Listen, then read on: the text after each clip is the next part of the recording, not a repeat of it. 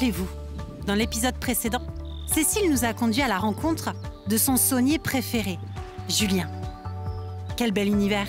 Voici un métier passion, une force, une énergie, des savoir-faire ancestraux, une entreprise qui a à cœur de sauvegarder et de transmettre notre patrimoine. Un patrimoine tant matériel qu'immatériel.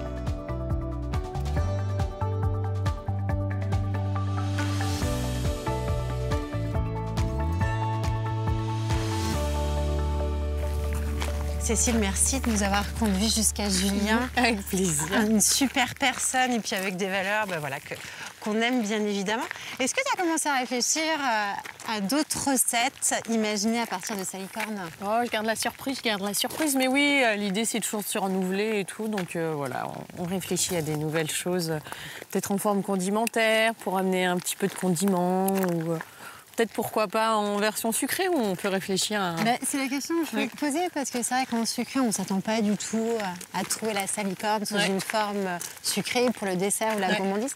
Donc ouais, ça pourrait être hyper sympa. Ouais.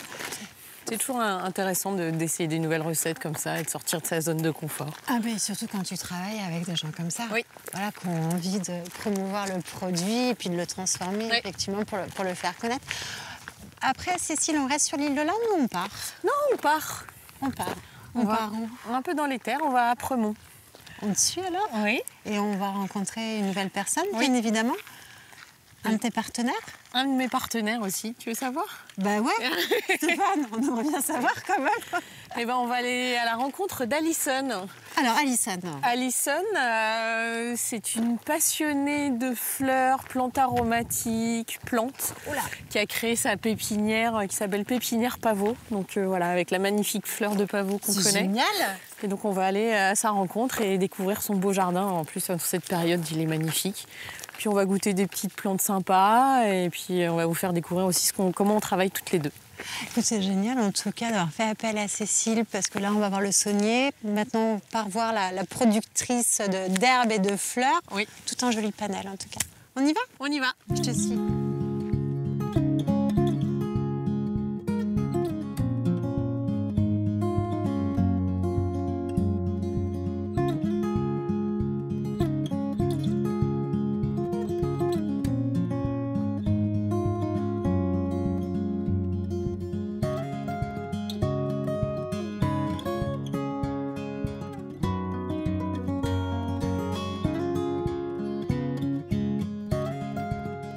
Alison, quel bonheur de te rencontrer dans un endroit très très coloré. Ça c'est chouette. Cécile nous avait présenté ton activité, on va revenir dessus. Mais déjà, question peut-être indiscrète, comment vous vous êtes rencontrées toutes les deux? On s'est rencontrés, je pense que c'était une fête à la ferme où Cécile proposait le repas. Et peut-être c'était à ce moment-là, on s'est rencontrés. Je me souviens parce qu'elle était là avec son mari et sa fille. Je pense que son petit n'était pas là, mais je dis, dis donc que c'est quand même courageux de travailler dans ce contexte-là avec des centaines de personnes, d'être responsable pour le repas pour tous ces gens-là et d'être en famille, même avec un enfant en bas âge. Voilà, ça m'a marqué. Et puis, ça t'a parlé? Ben oui, ça m'a parlé, ça évoque ma propre situation. Et puis, quand même, elle a fait une belle présentation. Bon, le repas était bon, bien sûr, mais elle-même, elle était accueillante et souriante, malgré ce que j'imaginais étant une situation avec beaucoup de pression. Peut-être aussi ce qui t'a touché, Alison, mais je peux me tromper, c'est qu'elle réussissait à associer vie professionnelle et vie personnelle. Ben oui, bien sûr. Et ça, c'est un défi.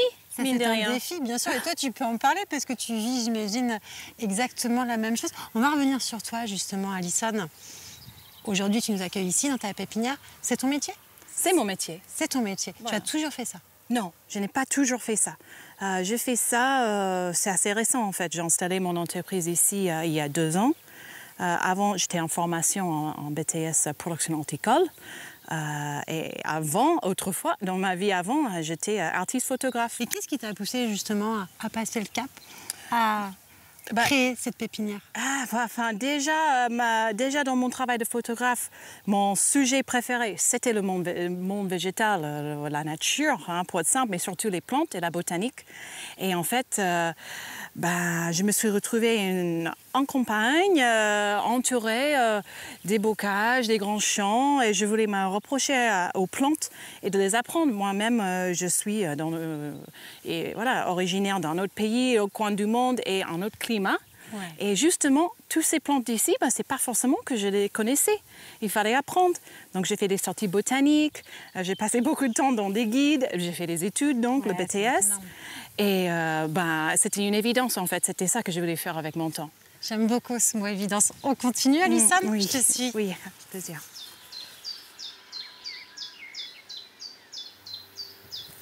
Aujourd'hui, tu vis en France. Est-ce que c'est le climat de notre pays aussi qui t'a séduit à t'y installer, à créer une entreprise? Non, c'était mon mari.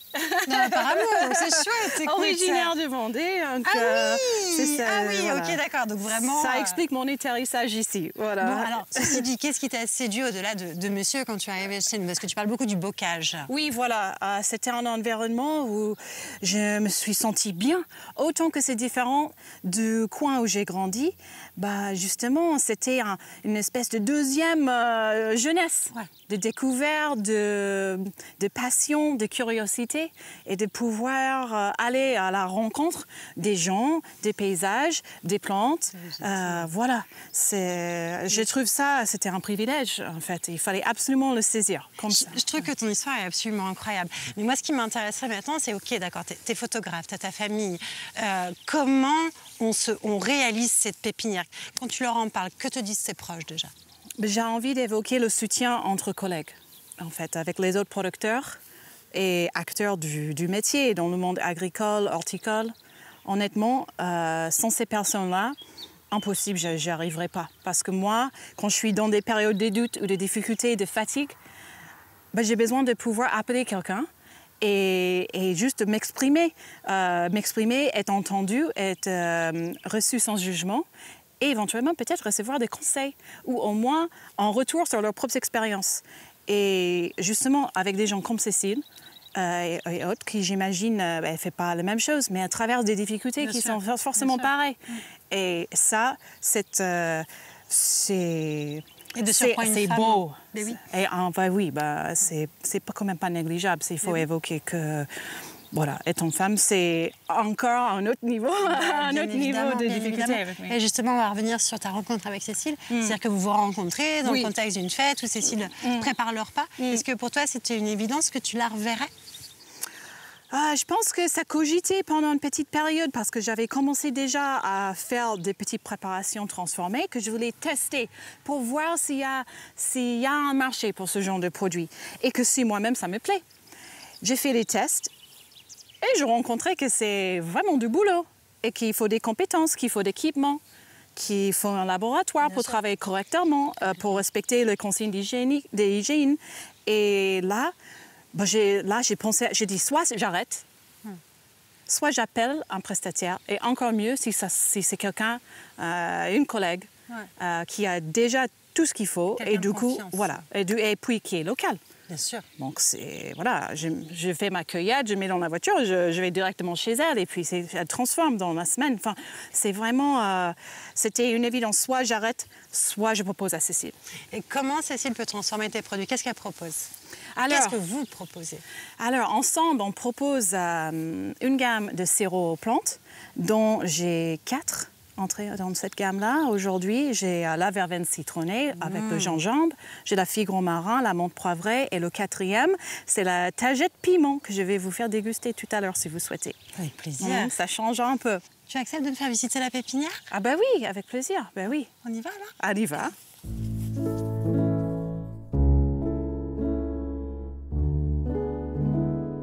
Qu'est-ce qui se développe ici sous nos yeux, Lisa? Alors, ça, c'est tous les jeunes plants, en fait, qui étaient... plein de bébés. Plein de bébés qui sont là soit à la vente, soit en préparation de vente pour l'automne et hiver prochain. D'accord. Voilà. Et c'est-à-dire que ici, tu prépares tous tes plants, ventes, que tu peux replanter aussi dans ton jardin? Je peux replanter dans mon jardin, bien sûr, et surtout pour mes clients. Bien sûr. C'est eux qui vont... Bien évidemment. Oui, voilà. Donc, soit c'est particulier, paysagiste, Oui. collectivité. Oui. Qui d'autre? Et agriculteurs. J'ai beaucoup d'agriculteurs qui m'achètent, notamment des maraîchers, des arboriculteurs, Ouais, génial. des gens qui produisent des plantes aromatiques médicinales. Est-ce que tu peux recevoir aussi des écoles ou des groupes qui auraient à cœur de découvrir ton univers? Oui, absolument. Ça m'arrive souvent, en fait. Donc, j'accueille des groupes d'enfants dans le cadre d'accueil de loisirs, par exemple. La semaine prochaine, je vais accueillir un groupe d'une maison de retraite locale.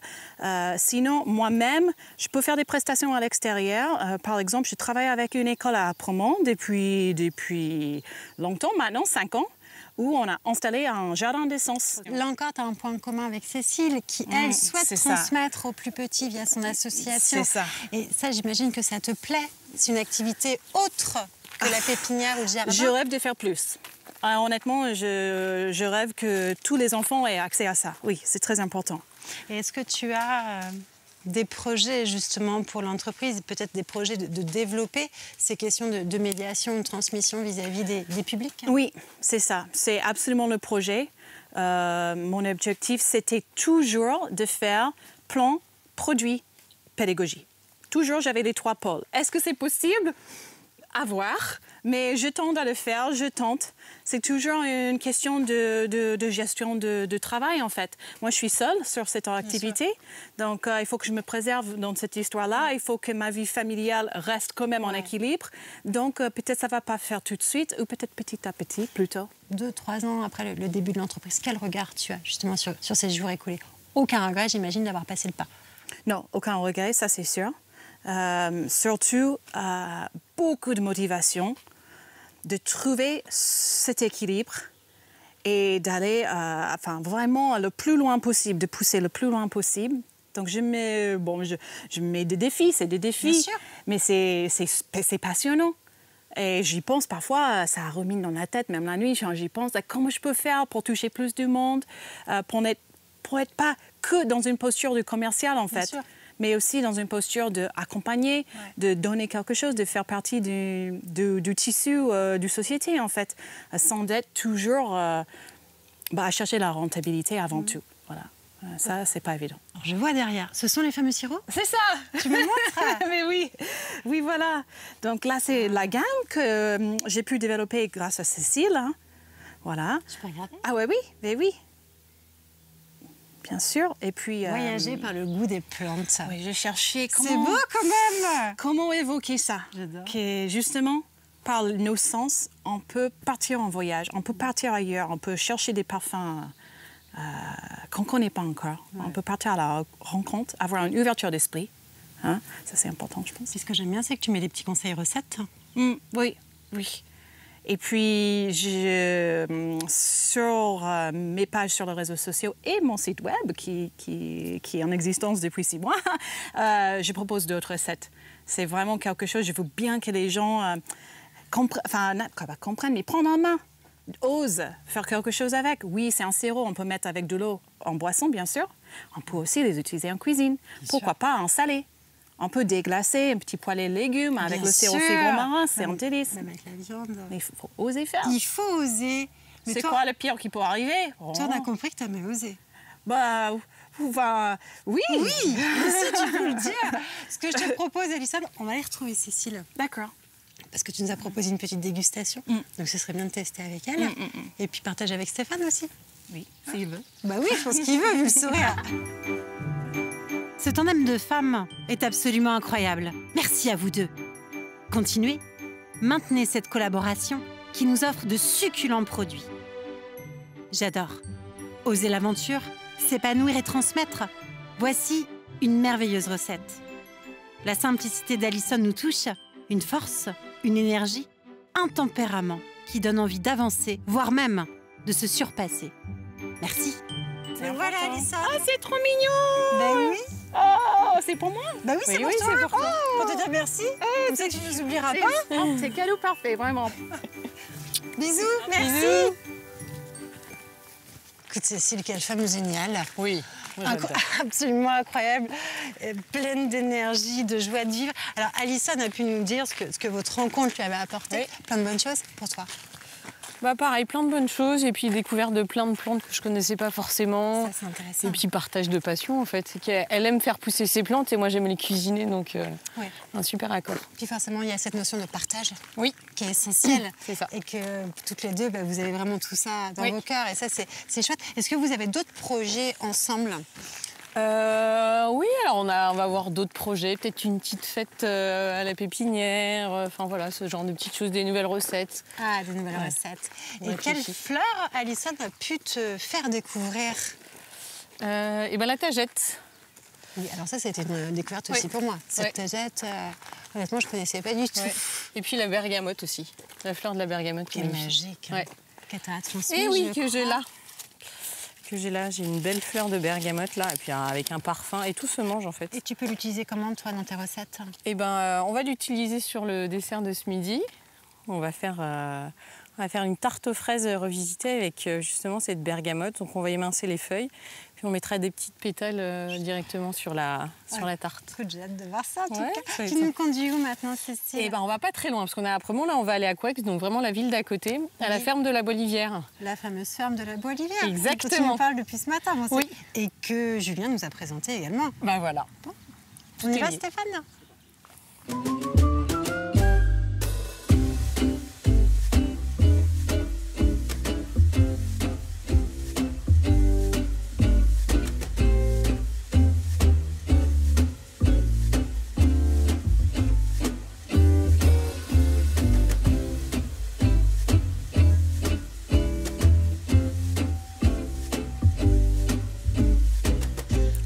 Moi, je suis très contente de te rencontrer parce qu'il y a 2 ans, lorsqu'on avait découvert Cécile, bien sûr, était venue avec ses produits. Oui. Mais elle était venue aussi avec des produits de la ferme de la Bois-Livière. Tout à fait. Voilà. Ce matin, on commence, elle nous parle de la ferme de la Bois-Livière. On rencontre Julien, il nous parle de Morgane de la ferme de la Bois-Livière. Oui. Comment tu as rencontré Cécile? Comment vous vous êtes rencontrés? Cécile, c'était lors d'un marché de producteurs sur Saint-Gilles-Croix-de-Vie. Elle était placée pas très loin de moi. Et puis, vu que j'ai un peu le sourire facile et qu'elle l'a également, du coup, on a discuté, on a échangé, goûté forcément ses produits, que je trouvais super d'ailleurs. Elle a goûté les vôtres. Tout à fait, voilà, on a fait un échange. Et puis on ne s'est jamais quitté en fait. Je crois que ça remonte à il y a 3 ou 4 ans. Au moment où elle se lançait. C'est ça, au moment où elle se lançait. Et c'est drôle parce que s'en est suivi en fait plutôt un lien d'amitié par la suite. C'est beau ça. Puisque son mari en fait a décidé de faire une reconversion professionnelle. Et c'est là qu'elle m'a appelé la semaine d'après en me disant on s'est rencontrés, est-ce que tu crois que tu pourrais prendre Mathieu en stage? Donc, entre guillemets, une amitié est née. Et puis maintenant, on travaille beaucoup en fait en lien tous les deux. C'est génial. Ouais. Est-ce que tu peux me parler, Morgane, de cette ferme de la Bois-Livière? Alors qui, moi, quand on arrive, c'est immense. Des maisons, une grange, des bêtes juste derrière nous. Qu'est-ce qui se passe ici? Ici, alors c'est immense. Peut-être pour le circuit qu'on a aujourd'hui. On est sur 230 hectares. D'accord. Donc de terre, donc principalement orienté de ce côté-là sur Couex, et puis juste ici sur la commune d'Apremont. D'accord. Donc si on veut parler entre guillemets de la partie culture, on a un étang de 5 hectares juste en dessous qui nous sert donc à toute l'irrigation du coup de nos cultures, ce qui est énorme et important. Oui. Mon grand-père avait été pris pour un fou à l'époque quand il a dû creuser justement et faire cet étang. Quand on voit les conditions climatiques aujourd'hui liées au réchauffement climatique, voilà, là aujourd'hui, complètement clairement, avant-gardiste. Tout à fait. Donc on a cette chance-là. On est en autonomie alimentaire pour tous nos animaux. Sur nos 230 hectares.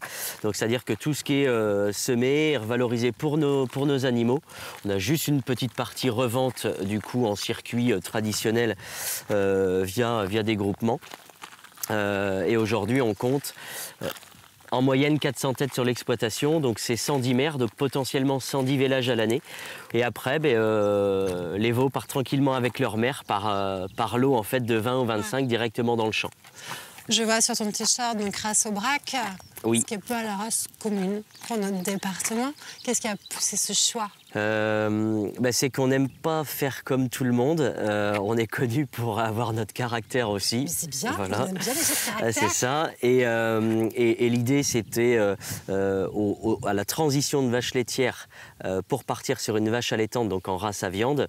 Axel voulait vraiment une race qui s'acclimate très bien à nos terres. On est quand même sur des terres un petit peu vallonnées par ici. Oui, complètement. On est sur un système complètement herbagé. Donc il nous fallait une race qui s'acclimate bien et qui nous le rende bien. Donc l'Aubrac aujourd'hui qui pâture, qui mange de l'herbe, et c'est comme ça qu'elle est meilleure dans l'assiette.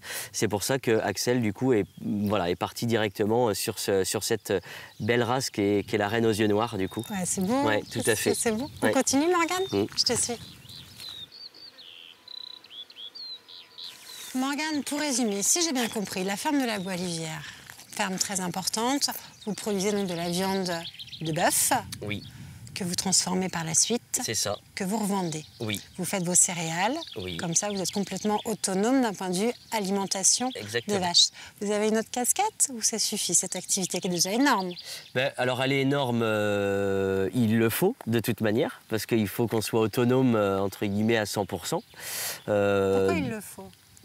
Il le faut parce que mon arrivée a fait que je devais m'occuper de toute la partie commercialisation, au sens large. Comme j'ai expliqué tout à l'heure, ça va aussi bien de la gestion de mes stocks de bocaux, à mettre ma casquette de boucher pour connaître ma répartition de poids carcasse également pour ce qui va partir au restaurateur, ce qui partira dans les colis, ou éventuellement pour les différents événements qu'on fait dans l'année.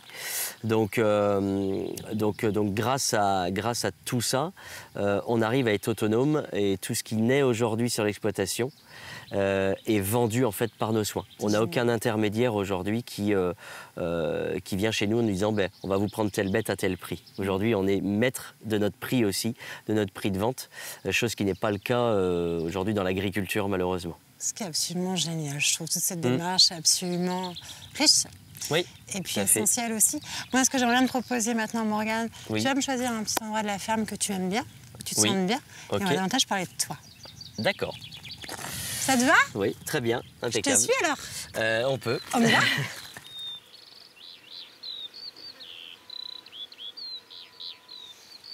Morgane, moi je voulais davantage me poser sur toi pour comprendre qui tu es, bien évidemment.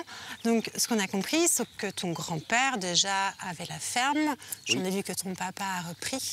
Pour toi, c'était une évidence, étant enfant, de travailler en dur à la Bois-Livière ou pas du tout? Pas du tout. Pas du tout. Moi, j'ai choisi, en fait, je suis le vilain petit canard, j'ai choisi, en fait, un chemin, entre guillemets, pas diamétralement opposé, mais je suis parti sur la voie du commerce.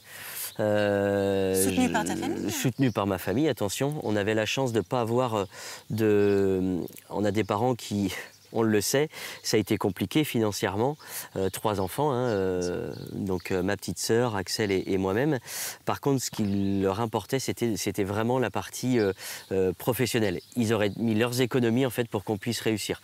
Donc j'ai eu la chance moi de partir en apprentissage avec des écoles que je voulais faire. Donc moi je reste à ce que je fais depuis l'âge de 14 ans, depuis que j'ai eu ma première paye en apprentissage dans le commerce. C'est-à-dire que je m'occupe de toute la partie commercialisation, mais au sein de la ferme familiale, ce qui est plutôt top parce que ça donne un nouveau challenge aussi. Complètement. Donc ça, c'est que depuis la Covid. Ah ben oui, c'est ça. Quelle différence entre ton métier d'hier et ton métier d'aujourd'hui à la ferme? Et quelle différence aussi entre la ferme de la Bois-Livière avant 2020 et celle d'aujourd'hui?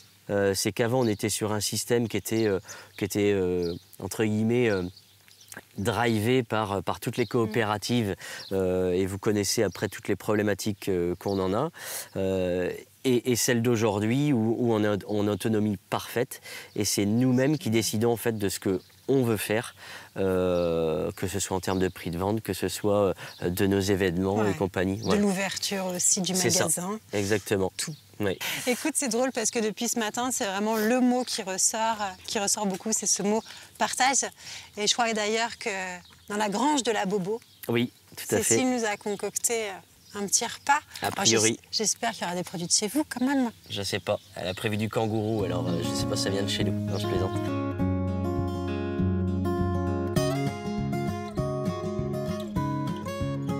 Et nous voici au fourneau. Sous le regard bienveillant de Cécile, on découvre la charcuterie de la Bois-Livière, on émince les légumes de l'île de l'Âne, on associe et on sublime les mets. On adore ce genre d'histoire. Une filiation, un retour aux sources, deux frères passionnés qui œuvrent pour maintenir et transmettre leurs valeurs. Et voici le papa de Morgane et d'Axel. Bonjour Jacques. Merci messieurs, merci et surtout longue vie à la ferme de la Bois-Livière.